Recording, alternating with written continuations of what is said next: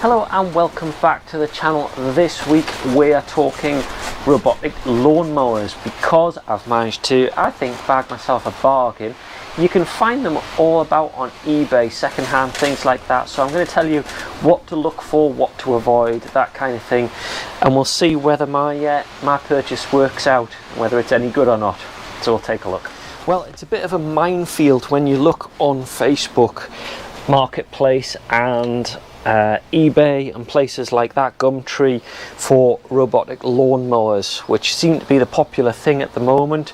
Robotic lawnmowers and robotic vacuum cleaners. But you do have to be careful what you're looking at, because a lot of them are being sold as spares or repair and typically don't have a lot of history, or sometimes not working. You can't see or check them out. You just have to buy them on a bit of trust with the seller. So as usual with eBay, check out the seller, see what else they've sold, see if they seem trustworthy. Now I came across this one on eBay, which I think was worth a try. The main thing that I look for is why it's being sold and what the fault is for why they're selling it, and that kind of helps a little bit working out whether you might do okay or not. In this case it was the Flymo Easilife 150, one of the more basic ones, to be honest, but it had some of the functions I liked. It had Bluetooth, so you could connect to it and control it and check how it is. Now this listing, it showed that it's selling as spares or repairs, lights up, connects to Bluetooth but no charger. Don't know if it works or not. It also has a bit of damage to it. The top cover is cracked, but again on the photos they've been quite genuine, they've shown that. And on the photos it also shows the charging station, which I wasn't sure if I was going to get or not because it didn't say in the listing. But it did show the manual, and that was quite a good thing, because the problem you've got to watch for is some of these are stolen. Because it's something that's in your back garden, it's easily picked up and taken away and then sold on places like eBay, Facebook Marketplace, Gumtree, and you don't know if it's stolen or not. If it's stolen, chances are you won't be able to pair it with your phone and you won't have the PIN code for it. So it's probably not going to be possible to be used. So you do take a bit of a chance. Now the fact that the owner's manual was there gave me a bit of hope, and that they said it talks to Bluetooth as well. So I was reasonably hopeful that this was going to work out. The seller hasn't sold that many things, 10 items, but 100% positive. I did contact them and ask about the PIN code and things like that, and they did respond quickly. They actually apologised that they couldn't ship it the moment that I paid. It was the next day and things like that, and the fact that they were communicating with me like that gave me a really good feeling. So why don't I show you what turned up, and then you can see whether you think this is going to work or not. Well, this is what turned up in the post. I've obviously unwrapped it and already taken a look. Let's just get the box out of the way. I mean, it's actually the original Flymo box. Yes, it's been taped over for packaging and transport, but it's the original box. There's the unit on its base, which is good. It also came with an extension wire for the charger, with the proper connectors on it, which was really good. Like I showed you in the listing, it also came with the operator's manual as well. And like I say, on the messaging, the seller also confirmed the PIN code for it to allow me to log into it and pair it up Bluetooth. That was all that it came with. No charger as listed, no boundary wire, pegs, things like that, but I'm not too worried about that, because I think I can solve that fairly easily. Now you can see the damage to it. It looks like something's been dropped on it, because you can see there's a crack in the casing there, and you see there's a big section missing here where you can see the one of the it's actually the cutter motor. So I'm going to need to fix that. What I'm going to do is glue a piece of plastic in there and probably just glue that. The rest of it seems okay. If I take it out of its little base, let's have a look at the base first. The base looks pretty standard. No damage to the base, which is great news. The connector's there on the back, so you can see power, and then we've got our left and right boundary wire and our guide wire. I'll explain a bit more about that. Usefully, it does say the power supply voltage, so you can see there it says 28 volts, and that symbol means DC, maximum 36 watts. From that I can work out the right power supply for it, so that's hopeful. Looking at the mower itself, it's got the usual sort of wear and tear, scratches and bumps and things like that. Obviously last year's grass mowings on it. Let's just have a little look underneath it, and you can see it's pretty much what you'd expect from a used lawnmower. Now these are the razor blades that do the actual cutting. They're probably going to need replacing, then they're looking a little bit worse for wear, but otherwise not too bad. Spin it there, it spins freely, all the wheels move. Obviously these are the powered wheels, the rear two. The rest of it, I think that's in pretty good condition.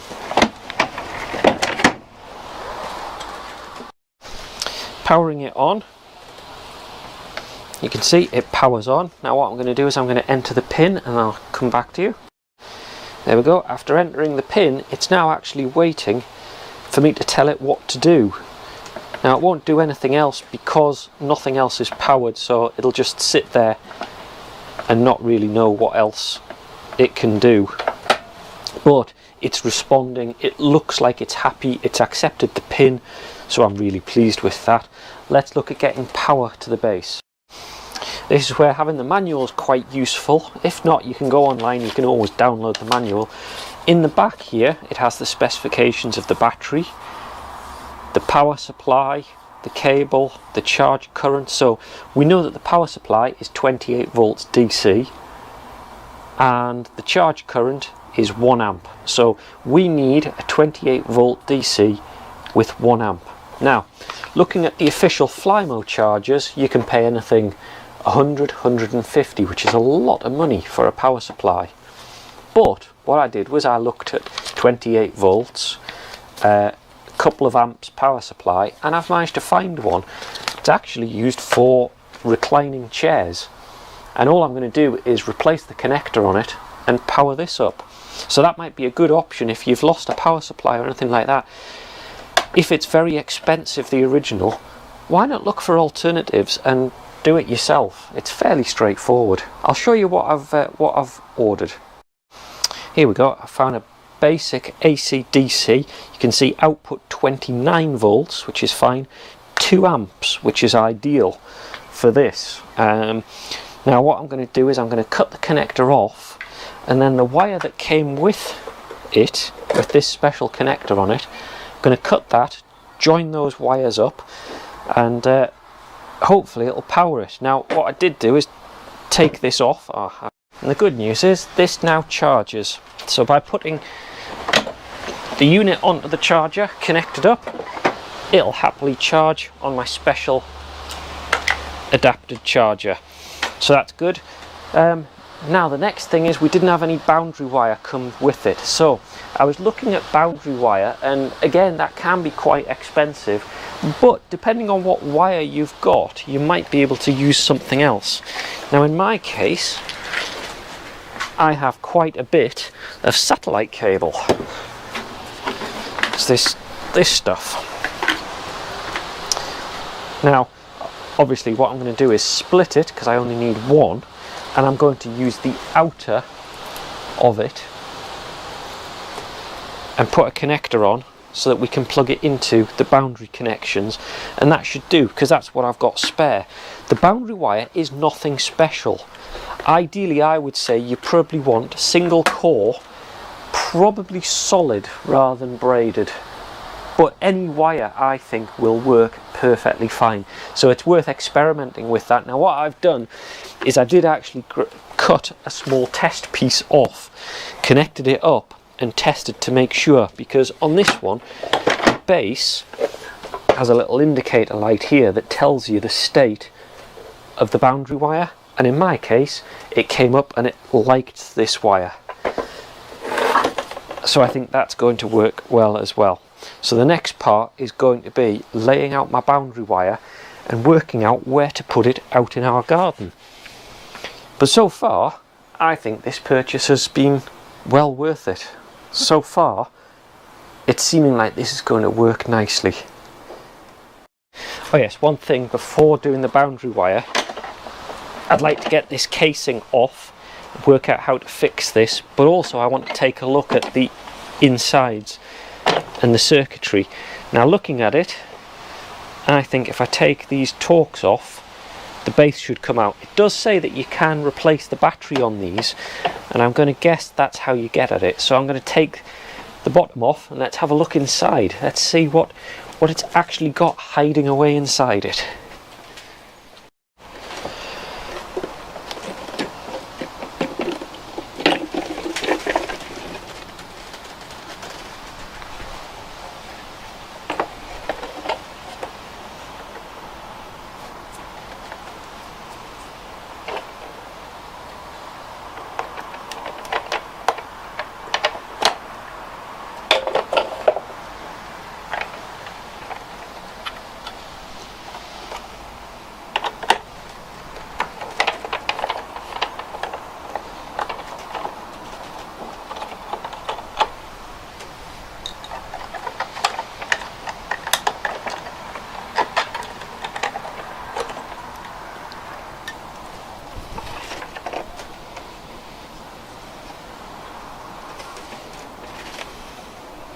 There's the battery.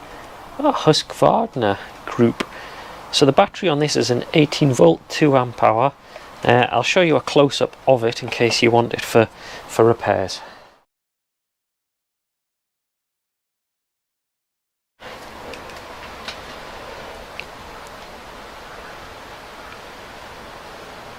Now rather than bore you with the next bit, you can see I've put the base down in a corner of the garden, and I've ran the boundary wires using the satellite cable, which actually works great. You just put a spade connector on the end and then bury it only an inch or so around the outside of the garden, which I've done. I also made a little plastic cover that I've glued in place to cover that damaged part on the top, as you can see. I have actually put yet another cover over it just to make it more watertight, and then sent it off for its first run around the garden, as you can see, and it's tracing around on the edge of the boundary wire quite successfully.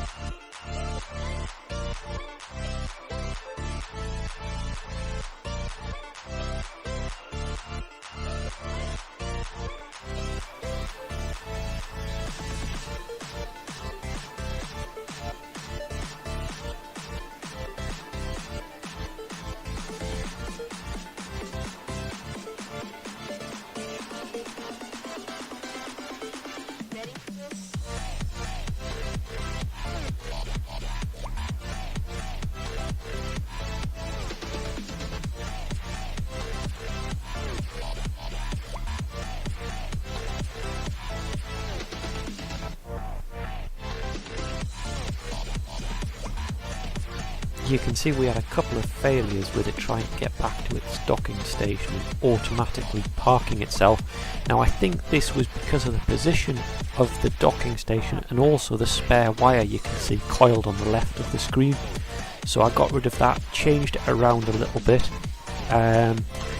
You can see now I've cleared away a lot of that spare cable and moved the position of it, and you should see that it docks and parks quite happily now that it's been positioned. So that's something important to watch for when you do set yours up, to make sure that it's all lined up nicely and that it's happy before you all peg it down and decide that's where it's going to go.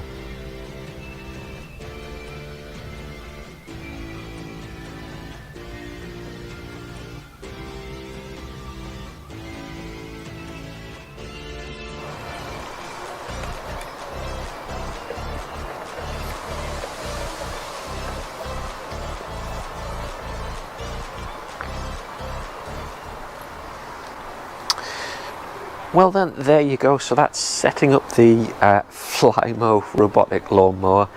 I've got a lot more content coming about the Flymo because I would like to automate it, add it to Home Assistant, things like that. It does have a USB port on the back of it, which I think might be quite useful, might be able to do something with that. But for now, that's all on this video. I hope you've enjoyed it. Please do remember to like and subscribe, and I'll see you next time.